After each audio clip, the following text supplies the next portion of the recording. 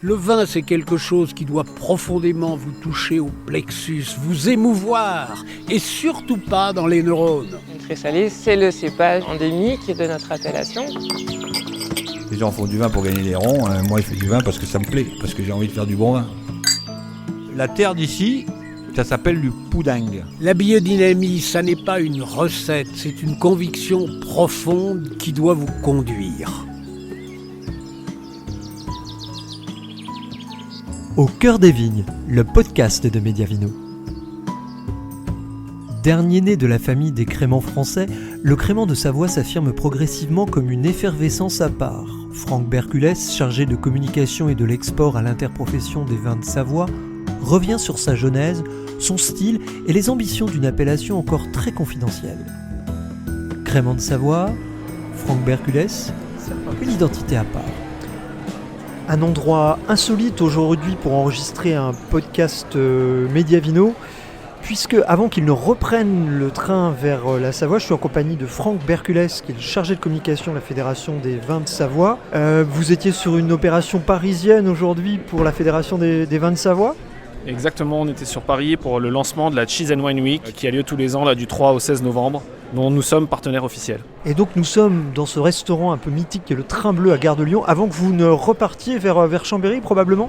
Exactement, on retourne vers les terres, vers le vignoble. Alors si on se rencontre aujourd'hui, c'est que pour que vous me parliez un petit peu plus directement des créments de Savoie. Donc les créments de Savoie en fait c'est la dernière née des appellations de créments de France. Beaucoup de gens ignorent encore que la Savoie produit des créments.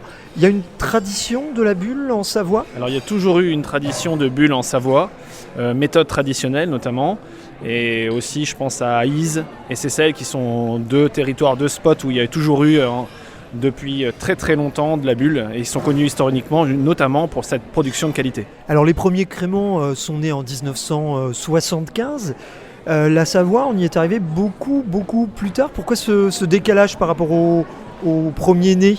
Il y a un petit temps d'élevage toujours en Savoie, c'est important pour que les mentalités, pour que les vins s'affinent. Et oui, nous sommes le petit dernier de la grande famille des créments sur la récolte 2014 et donc autorisation de production 2015. Donc vous fêtez les 10 ans cette année en fait ? C'est nos 10 ans cette année, voilà, exactement. Alors, quelle est la spécificité des créments de Savoie par rapport aux tranquilles peut-être ? Alors la spécificité des créments de Savoie finalement, c'est pas si différent des tranquilles puisque on utilise finalement les cépages autochtones de Savoie qui rentrent dans l'assemblage des créments de Savoie. Donc finalement on utilise les cépages des vins tranquilles pour faire des créments. Alors pas tous, en majorité chacun. Ce podcast vous est proposé gratuitement par Mediavino. Si vous souhaitez découvrir la suite de ce reportage ainsi que nos prochaines diffusions en exclusivité et en intégralité, abonnez-vous sur mediavino.info.